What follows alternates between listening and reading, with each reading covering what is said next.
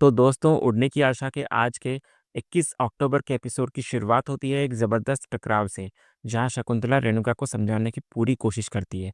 वो मानती है कि रोशनी और तेजस दोनों गलत हैं, लेकिन रेणुका अपने लाडले बेटे तेजस पर कोई भी इल्ज़ाम लेने से साफ इनकार करती हुई नजर आती है। वो सारा दोष रोशनी पर मढ़ते हुए कहती है कि तेजस इतना होशियार नहीं है और ये सारी शातिर चाल रोशनी की ही है, जिसने उसके बेटे को बहकाया है। इधर शकुंतला इस बात को मानने से इनकार कर देती है और कहती है कि तेजस कोई दूध पीता बच्चा नहीं है जिसे सही गलत की समझ ना हो, और सिर्फ रोशनी को दोषी ठहराना सरासर नाइंसाफी है। इस पर रेणुका अपना दर्द बयां करती है कि उसने तो रोशनी को अपनी दूसरी बहुओं से भी ज्यादा प्यार और इज्जत दी, लेकिन बदले में उसे सिर्फ धोखा मिला। बात जब नहीं बनती तो शकुंतला एक ऐसी चाल चलती है जो रेणुका को सोचने पर मजबूर कर देती है। वो उसे याद दिलाती है कि रोशनी अमीर घर की है और अगर उसे ज़्यादा परेशान किया गया तो हो सकता है कि वो तेजस को लेकर हमेशा के लिए दुबई चली जाए। यह सुनकर रेणुका एक पल के लिए घबरा जाती है, लेकिन फिर भी अपनी जिद पर अड़ी रहती है। इधर शकुंतला रेणुका को दिवाली का वास्ता देते हुए कहती है कि वो अपने ही घर की लक्ष्मी को नाराज कर रही है, लेकिन रेणुका की जिद के आगे किसी की नहीं चलती। वो साफ कहती हुई नजर आती है कि रोशनी को अपनी गलती की सजा भुगतनी ही होगी, और इतना कहकर वो वहां से चली जाती है। उधर दूसरी तरफ घर पर सायली एक बार फिर परेश को समझाने की कोशिश करती है। वो कहती है कि उसने खुद काकू के गुस्से को झेला है और वो जानती है कि कैसा महसूस होता है। सायली का मानना होता है कि जब गलती दोनों की है तो सजा भी बराबर की होनी चाहिए, वरना इस तरह से तो तेजस और रोशनी का रिश्ता ही टूट जाएगा। वो घर की बदनामी और एक लक्ष्मी के रूठ जाने का डर भी दिखाती है, लेकिन उनकी ये बातें उस वक्त रेणुका सुन लेती है और आते ही सायली पर बरस पड़ती है। वो इल्ज़ाम लगाती है सायली पर कि सायली हमेशा महान बनने का नाटक करती है और घर में आग लगाने का काम करती है। इस बार परेश सायली का साथ देता है और रेणुका को आईना दिखाता है कि अगर उसे सही गलत की पहचान होती तो आज ये नौबत ही नहीं आती। तो रेणुका इस पर परेश को बोलती है कि ऐसा तुम्हें लगता है परेश, लेकिन लोमड़ी के असली रंग बारिश होने के बाद ही नजर आते हैं। सायली इस पर बोलती है कि काकू, इस बरसात से मैं कई बार गुजर चुकी हूँ और मैं जैसी थी वैसी आज भी हूँ। जिसकी गलती होती है आप तो उसको हर बार बचा लेते हो, तभी आपको लोमड़ी का असली रंग दिखाई नहीं देता। तभी परेश भी इधर रेणुका को बोलता है कि सायली एकदम सही कह रही है, वो यहाँ किसी को बचा नहीं रही है और रोशनी ने जो किया वो गलत किया, लेकिन तू कब तक इस बात को लेकर बैठेगी? हमें आगे भी तो बढ़ना चाहिए ना। तभी रेणुका परेश को बोलती है, तो फिर मैं क्या करूं और तुम क्या चाहते हो कि अब रोशनी को सर पर बिठाकर नाचूं मैं? तभी उतने में सचिन आता है और मजाक करते हुए परेश को पूछता है कि बाबा, आज की फिल्म का नाम क्या है, कौन सी फिल्म चल रही है? तो परेश भी मजाक में बोलता है कि अंधा कानून, और उस फिल्म की हीरोइन है मेरी बाइको यानी कि रेनू, जिसको अपने बेटे की गलती कभी दिखती ही नहीं। उसके बाद परेश दोबारा रेणुका को समझाता है कि तुझे रोशनी के साथ ऐसा बर्ताव नहीं करना चाहिए, ये सरासर गलत है। तभी सचिन भी परेश को बोलता है कि तेरी बात एकदम सही है और मैं भी मानता ये बात। तभी रेणुका सचिन और सायली को बोलती है कि तुम दोनों हमेशा मुझे ही क्यों सुनाते रहते हो, और कोई काम नहीं है क्या तुम दोनों को? तभी सायली बोलती है कि हम सुना नहीं रहे हैं काकू, बल्कि समझा रहे हैं कि आपके इस बर्ताव की वजह से रोशनी कल रात से घर तक नहीं आई है। तभी रेणुका सायली को कहती है, तू अपनी हद में रह समझी, और रोशनी की वकील बनने की कोशिश मत कर। अगर वो रोशनी घर छोड़कर गई है तो उसकी गलती की वजह से गई है, तो उसमें मेरी क्या गलती है?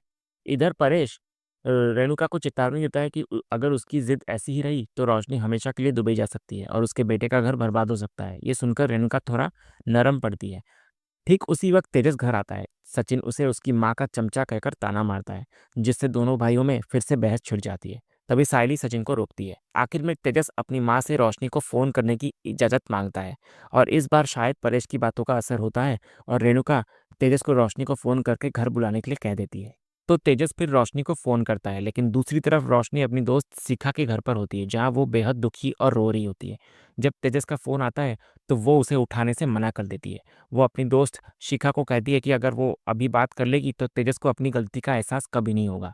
उधर घर पर तेजस परेशान होकर अपनी माँ को कहता है कि रोशनी फोन नहीं उठा रही, लेकिन रेणुका तेजस पर ही भड़क जाती है और कहती है, तो फिर मैं क्या करूं अगर वो फोन नहीं उठा रही है? अब हाथ पैर जोड़कर उसको वापस लाऊं क्या? तभी तेजस फिर रोशनी के पार्लर में फोन करता है, लेकिन वो वहां पर भी नहीं होती। ये सब देखकर सचिन अपनी मजेदार थ्योरी देता है कि दुख होने पर औरतें या तो अपनी मायके जाती हैं या फिर किसी सहेली के घर जाती हैं। फिर इसी आइडिया पर काम करते हुए तेजस रोशनी की दोस्त शिखा को फोन करता है। इधर रोशनी शिखा को झूठ बोलने का इशारा करती है कि वो कह दे तेजस को कि रोशनी यहाँ नहीं है, और शिखा इधर फोन उठाते ही अपनी तरफ से पहले ही कह देती है कि रोशनी यहाँ नहीं है। तेजस उस पर यकीन भी कर लेता है और उसे मैसेज देता है कि अगर रोशनी उसके घर आए या उससे मिले तो वो उसको कह दे कि आई ने उसको घर बुलाया है। इधर फ़ोन रखने के बाद शिखा रोशनी को समझाती है, लेकिन रोशनी का दिल टूट चुका होता है। वो कहती है कि तेजस आज भी एक बच्चा है जो अपनी माँ का पल्लू पकड़कर चलता है। इस पर शिखा एक बहुत बड़ी और गहरी बात कहती हुई नज़र आती है। वो रोशनी को वार्निंग देती है कि जो इंसान इतनी छोटी-सी बात में उसका साथ नहीं दे पाया, वो भला उसकी असली सच्चाई जानने के बाद क्या करेगा? दूसरी तरफ रात के खाने की मेज़ पर सायली रिया से पूछती हुई नज़र आती है कि क्या रोशनी वापस आएगी? इस पर रिया कहती है कि उसे नहीं पता, लेकिन अगर वो आई तो आंटी एक बम की तरह फटेंगी। और तभी इधर हम देखते हैं कि रोशनी घर वापस लौटती है, लेकिन इस बार घर का माहौल बिल्कुल अलग होता है। परेश एक सच्चे मुखिया की तरह आगे आता है और रेणुका के गलत बर्ताव के लिए रोशनी से हाथ जोड़कर माफ़ी मांगता है।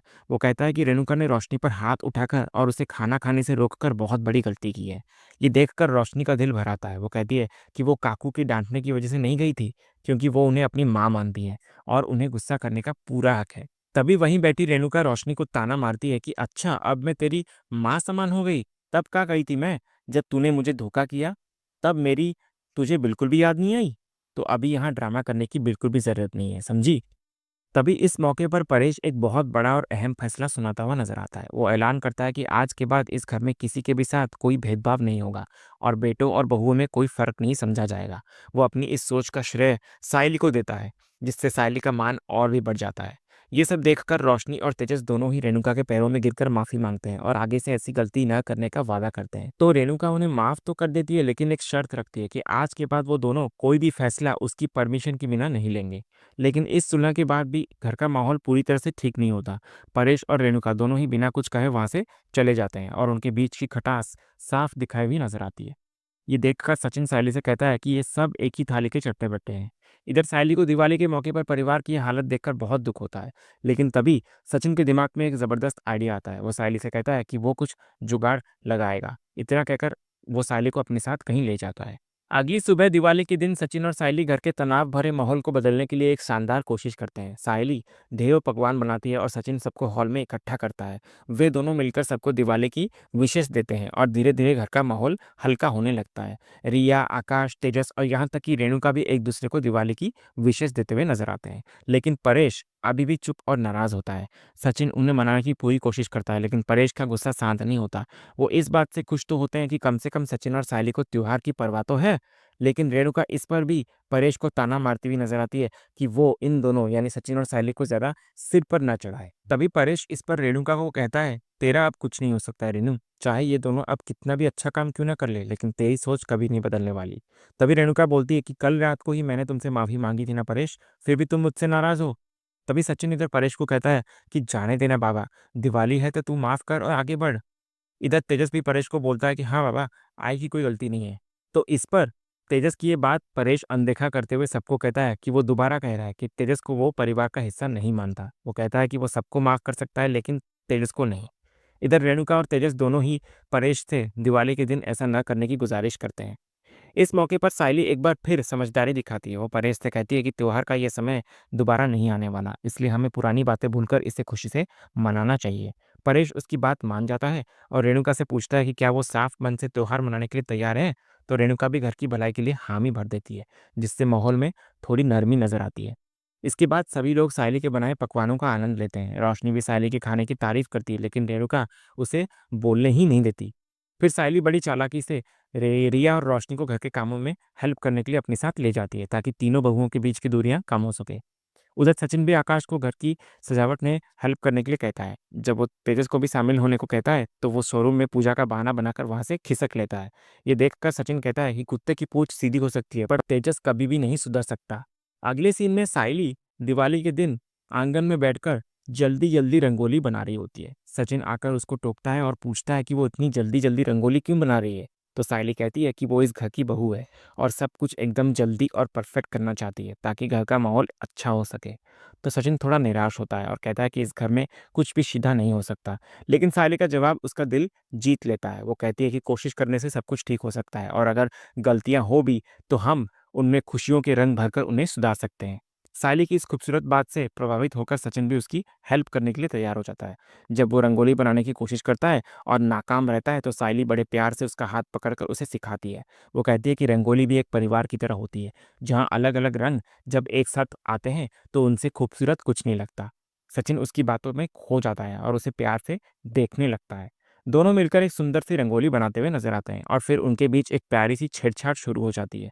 सचिन शरारत से सायली के चेहरे पर रंग लगा देता है और फिर दोनों एक दूसरे पर फूल फेंकते हैं। इसी खेल खेल में एक बेहद रोमांटिक पल आता है जब सचिन सायली को इशारे से अपने गाल पर रंग लगाने को कहता है और फिर उसी रंग से वो सायली की मांग भरता हुआ नजर आता है। दोनों एक दूसरे के करीब आ जाते हैं और उनके बीच का प्यार और भी गहरा हो जाता है। इसके बाद दोनों मिलकर रंगोली के चारों ओर दिए सजाते हैं और एक दूसरे को यकीन दिलाते हैं कि जब तक सब ठीक नहीं हो जाता वो हार नहीं मानेंगे। इतना कहकर दोनों अंदर चले जाते हैं। दूसरी तरफ शाम होते ही घर का नज़ारा पूरी तरह से बदल जाता है। सचिन और साले की मेहनत रंग लाती है और पूरा घर दिवाली की रोशनी में जगमगा उठता है। आकाश और रिया खुशी से सेल्फी ले रहे होते हैं और रेणुका भी घर की सजावट देखकर मन ही मन खुश होती है। तभी इधर सायली पूजा की सारी तैयारी कर रही होती है तो रेणुका उसे देख रही होती है। तभी परेश रेणुका को कहता है, अब पता चला मैं तुझसे क्या कहना चाहता था। अगर अभी भी तुझे पता नहीं चल पा रहा है तो तेरी और मेरी सोच में फ़र्क है। ध्यान से देख, आज दिवाली का दिन है तो इस घर के लिए सबसे ज़्यादा मेहनत कौन कर रहा है। और मैं ये नहीं कहता रेनू कि तू सचिन और सायली को मान सम्मान दे या पुरस्कार दे, लेकिन प्यार के दो मीठे शब्द से भी सराहा जा सकता है। इस पर रेणुका कुछ नहीं कहती, सिर्फ परेश को देखने लगती है। इधर कहानी का सबसे बड़ा और चौंकाने वाला मोड़ तब आता है जब लक्ष्मी पूजन की तैयारी पूरी हो जाती है। जब सब लोग पूजा के लिए एकत्रित होते हैं तो रेणुका हर साल की परंपरा को तोड़ते हुए पूजा की थाली रोशनी की जगह सायली के हाथ में थमा देती है। रेणुका का ये फैसला सबके लिए एक बहुत बड़ा सरप्राइज होता है। सायली, सचिन और यहाँ तक कि रोशनी भी हैरान रह जाती है। रोशनी को ये एहसास होता है कि इस घर में अब पासे पलट चुके हैं और सायली की अहमियत उससे ज़्यादा हो गई है। इसके बाद सचिन और सायली मिलकर पूजा करते हैं और उनके बाद परिवार की बाकी सदस्य भी पूजा संपन्न करते हैं। पूजा खत्म होने के बाद जब सचिन और सायली रेणुका के पैर छूते हैं तो एक और चमत्कार होता है। रेणुका न सिर्फ उन्हें आशीर्वाद देती है बल्कि दिल से हमेशा सुखी रहो भी कहती है। रेणुका के मुंह से यह आशीर्वाद सुनकर सचिन और सायली की खुशी का ठिकाना नहीं रहता। और इसी बेहद खूबसूरत, भावुक और उम्मीद भरे सीन के साथ आज का ये एपिसोड यहीं खत्म होता है, जो ये दिखाता है कि इस दिवाली पर घर में सच में कुछ अच्छा होने वाला है। तो दोस्तों, आज का ये वीडियो आपको कैसा लगा कमेंट के ज़रिए हमें ज़रूर कहिएगा और कमेंट में हाइप करना भी मत भूलिएगा और वीडियो को एंड तक देखिएगा। लाइक भी कीजिएगा, शेयर भी कीजिएगा और सब्सक्राइब करना तो बिल्कुल भी मत भूलिएगा ताकि ऐसे ही रोज़ लेटेस्ट एपिसोड के अपडेट्स आप टेलीविज़न से पहले पा सकें। तो मिलते हैं हम एक नए एपिसोड के रिव्यू में, तब तक के लिए स्वस्थ रहें, मस्त रहें।